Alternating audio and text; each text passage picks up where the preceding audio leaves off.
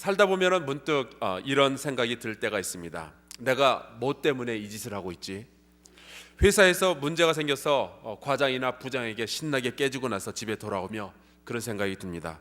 내가 뭐 때문에 이 짓을 하고 있을까? 열심히 공부하다가 너무너무 힘이 들 때 내가 뭐 때문에 이 힘든 공부를 하고 있을까? 우리 가정주부들, 세상에서는 끝도 없이 영원한 것이 네 가지가 있는데 첫째가 성부, 둘째가 성자, 셋째가 성령, 그리고 넷째가 집안일이에요. 해도 끝이 없습니다. 어느 날 집안에 아무도 없을 때 설거지를 하다가 문득 생각이 납니다. 내가 뭐 때문에 이 짓을 하고 있을까? 주일학교 선생님들 참 힘듭니다. 열심히 가르치려고 준비하고 아이들을 사랑하는데 아이들의 변화가 그렇게 쉽게 보이지가 않아요. 속장님들 참 열심히 기도하고 사랑하려고 하는데 속도원들의 반응이 냉랭합니다. 이웃을 사랑하려고 참 열심히 애를 쓰는데 이웃은 알아주지도 않고요. 그럴 때 우리가 실망합니다. 나는 무엇 때문에 이 힘든 싸움을 하고 있을까? 오늘 우리가 함께 생각해 볼 문제는 그 영적인 싸움의 목적을 분명히 해야 할 필요가 있다는 거예요. 나는 누구를 위해서 싸우고 있는가? 나는 무엇을 위해서 싸우고 있는가? 이것을 우리가 잘못 알거나 이것이 잘못되면 아무리 멋지게 싸워도 아무리 큰 승리를 거두어도 아무 소용없습니다. 그리고 이것이 잘못되면 우리가 싸우다가 포기하는 경우가 얼마나 많이 있는지 몰라요. 어제 우리가 나눈 말씀도 참 재밌었지만 오늘 우리가 함께 읽은 말씀의 배경도 굉장히 재밌습니다. 제가 다시 말씀드리지만 성경은 재밌어요. 이 재미있는 책을 왜 그리도 읽기 싫어하는지 모르겠어요. 사무엘하 10장의 그 초반부를 보면은 암몬 왕 나하스가 죽고 그의 아들 하눈이 왕이 됩니다. 다윗은 평소에 암몬과 평화롭게 지냈고 특별히 죽은 왕 나하스와는 좋은 관계를 유지하고 있었어요. 그래서 왕의 장례식에 조문객을 보내죠. 다윗의 사절이 암몬 땅에 이르렀을 때 새로 왕이 된 그 하눈의 그 관리들이 이런 말을 자기 그 새 왕에게 전합니다. 다윗이 조문객을 보낸 이유는 아버지 나하스의 죽음을 슬퍼해서가 아니라 암몬 땅을 염탐하고 나중에 침략하려고 그러는 것이다 라는 이야기를 해요. 이런 사람 꼭 있어요. 사실을 있는 그대로 받아들이지 않고 다른 사람들이 항상 뭔가 시커먼 꿍꿍이가 있어서 이런 행동하고 저런 말을 했다라고 생각하는 그러한 사람들이 있습니다. 주로 열등감에 시달리거나 낮은 자존감을 가진 사람들이 꼭 그래요. 차라리 잘난 척하는 사람들은 상처나 안 받는데 이 열등감에 시달리는 사람은 정말 상대하기가 힘이 듭니다. 뭔 말을 못해요. 제가 옛날에 제 큰아들이 학교에서 미국에서 성적표를 받아왔는데 올 A를 받아왔어요. 그래서 제가 제 그 미국인 친구 목사에게 자랑을 했습니다. 그랬더니 그 친구 목사가 자기네 동네에서 있었던 이야기를 해줘요. 그 동네에서는 그 아시아에서 온 학생들은 뭐 중국이든 일본이든 어쨌거나 아시아에서만 왔다 그러면 애들이 다 A만 받는 거예요.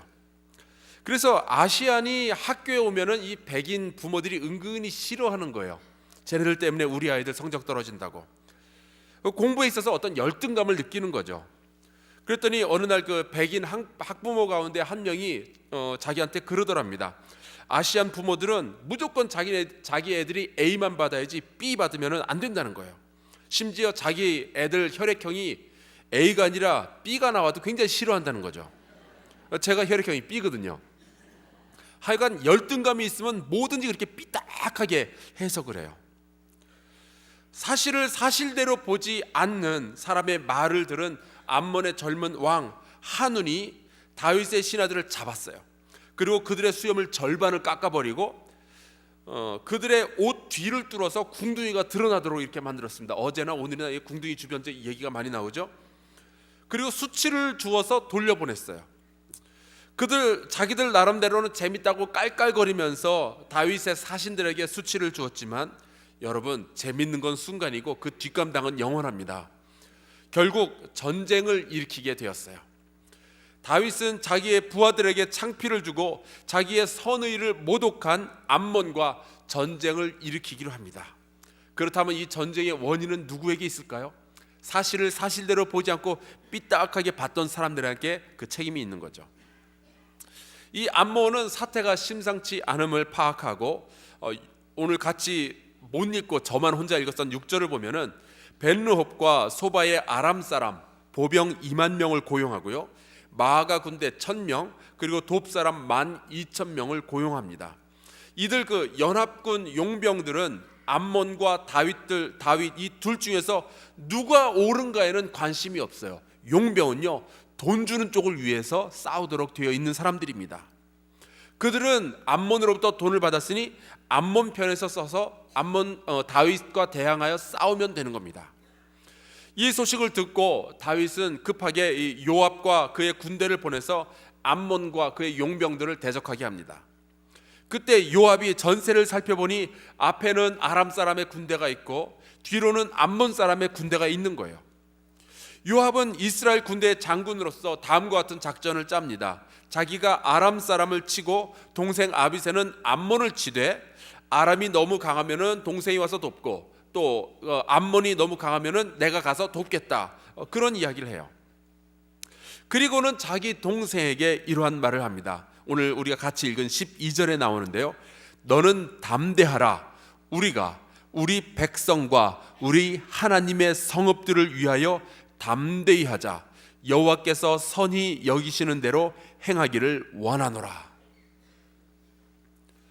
용병들은 세상의 이득을 취하기 위해 불의한 편에 서서 싸움을 시작했고, 요압의 군대는 자기의 백성과 하나님의 성읍을 위해서 싸우는 거예요.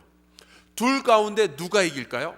오늘 성경에 보니까 13, 14절에 암몬과 아람 군대들은 싸워 보기도 전에 도망부터 칩니다. 그들의 숫자가 적어서가 아니에요. 오히려 그들은 이스라엘을 포위하고 있는 상황이었어요. 그들의 무기가 나빠서가 아닙니다. 그들은 싸움의 이유가 너무 약했어요. 돈을 보고 의미 없는 싸움에 뛰어드는 사람과 자기 가족과 하나님을 위하여 싸움에 뛰어든 사람은 차이가 있게 마련입니다. 여러분, 우리가 전쟁에 나가야만 한다면 지닐 수 있는 가장 강력한 무기가 뭔지 아십니까? 그것은 내가 진리의 편에 서 있다는 확신이에요. 내가 하고 있는 이 싸움이 옳은 싸움이다라는 그 확신이 가장 강력한 무기입니다. 여러분, 미군이 왜 월남전에서 패망했는지 아십니까? 무기가 적어서가 아니에요. 사람의 숫자가 적어서가 아니에요. 그 싸움에 뛰어들었던 많은 군인들은 이 싸움이 정당한가라는 데 의심을 품고 있었습니다. 그래서 그들은 졌죠. 세상에 그 어떠한 것도 내가 옳은 싸움을 하고 있다라고 믿는 사람들을 이기기는 힘듭니다. 어떠한 것도 진리의 편에 서 있는 사람들을 이길 수는 없는 거예요. 히브리서 11장에 보면은 믿음을 가진 사람들의 이야기가 나옵니다.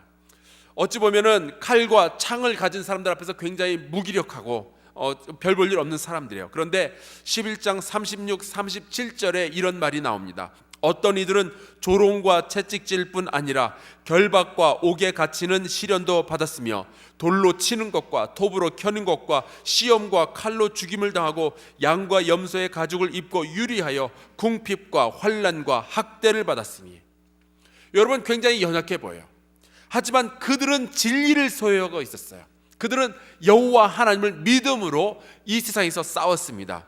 그랬더니 이들에 대해서 히브리서는 이렇게 평가합니다. 이런 사람은 세상이 감당하지 못하느니라. 우리 성도들이 영적인 전쟁에서 가장 심각하게 고민해야 할 것은 어떻게 싸우느냐가 아니라 누구를 위하여, 무엇을 위하여 싸우느냐 하는 거예요. 내가 지금 싸우고 있는 이 나의 전쟁이 정말로 의미 있는 것이며 나의 시간과 나의 피와 나의 땀과 나의 기도를 쏟을 만한 가치가 있다는 것을 알게 되면 그보다 더 강력한 힘은 없습니다. 저는 우리 한사람교회 모든 성도들은 이 영적 전쟁을 하며 무엇을 위해서, 누구를 위해서 싸우는지를 분명히 하기를 바랍니다. 그것을 여러분들이 여러분의 싸움 가운데서 하나님의 말씀을 읽으며 발견할 수 있기를 주의 이름으로 축원합니다. 바울은 예수 그리스도를 위해서 싸웠습니다. 그리고 그는 함께한 성도들을 위해서 싸웠습니다. 디모데후서 2장 10절, 그러므로 내가 택함 받은 자들을 위하여 모든 것을 참음은 그들도 그리스도 예수 안에 있는 구원을 영원한 영광과 함께 받게 하려 함이라. 이러한 싸움의 이유가 있었기에 사도 바울은 자기의 목숨도 아깝게 생각하지 않았어요. 유다서는 유다가 하나님 아버지 안에서 사랑을 얻고 예수 그리스도를 위하여 지키심을 받은 자들에게 쓴 편지입니다. 이들에게 권고하는 말씀이 3절에 나오는데 이렇게 말합니다. 성도에게 단번에 주신 믿음의 도를 위하여 힘써 싸우라. 히브리서 12장 2절은 이렇게 말하고 있어요. 믿음의 주여 또 온전하게 하시는 예수를 바라보자. 그는 그 앞에 있는 기쁨을 위하여 십자가를 참으사 부끄러움을 개의치 아니하시더니 하나님 보좌 우편에 앉으셨느니라.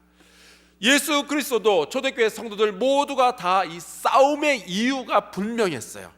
주님을 위하여, 성도들을 위하여, 믿음의 도를 위하여, 그리고 앞에 놓여져 있는 기쁨을 위하여, 그리고 하나님의 나라의 건설을 위해서 그들은 끊임없이 싸웠던 거예요. 그 분명한 이유가 있었기에, 자기의 생명을 던질 만큼 가치 있는 그 싸움을 싸웠기에 그들은 이길 수 있었습니다. 오늘날 우리는 무엇을 위하여 싸우고 있나요? 우리는 누구를 위해서 싸우고 있나요? 왜 우리는 가정을 지키며, 왜 우리는 교회를 섬기며, 왜 우리는 전도대를 조직해서 바깥으로 나가며, 왜 우리는 속회의 속도원들을 섬기고 있나요? 그리스도를 위함이 아니고 교회를 위함이 아니며 우리 앞에 놓여져 있는 영광의 멸관을 위함이 아니던가요? 그 하나님의 나라를 위함이 아니던가요? 예수 그리스도는 우리 모두를 위하여 어둠의 세력과 싸우셨습니다. 이제 그분의 제자된 우리는 주께서 소중하게 생각하셨던, 주께서 지키기 위해서 그 생명을 던지셨던 그것을 우리가 받아서 우리도 그것을 지키기 위해서 힘써 싸워야 합니다. 함께 힘을 내어서 이 영적인 전쟁에서 승리할 수 있기를 바랍니다. 여러분들이 지키고자 위해서 싸우는 그것은 가치 있는 일이고 옳은 일이고 하나님의 일입니다. 우리 함께 기도하며 주님 앞으로 나아갑시다. 우리 주 앞에 기도할 때 존귀하신 하나님 아버지, 나에게 싸움의 이유를 분명히 알려주시옵소서. 이것이 정말 가치 있다는 것을 저희가 확신할 수 있도록 저에게 믿음을 허락하여 주시옵소서. 그래서 이 싸움을 싸울 때에 최선을 다하여 싸울 수 있도록 허락하여 주시고, 하나님이여, 내가 나의 가정과 나의 교회와 나의 속도원과 이 말씀을 지키기 위해서 최선을 다하고 하루하루 주님 앞에 나아가게 도와주시옵소서. 우리 같이 주여 한번 크게 외치고 통성으로 기도하며 나아갑시다. 주여! 하나님, 주께서 저희를 도와주시길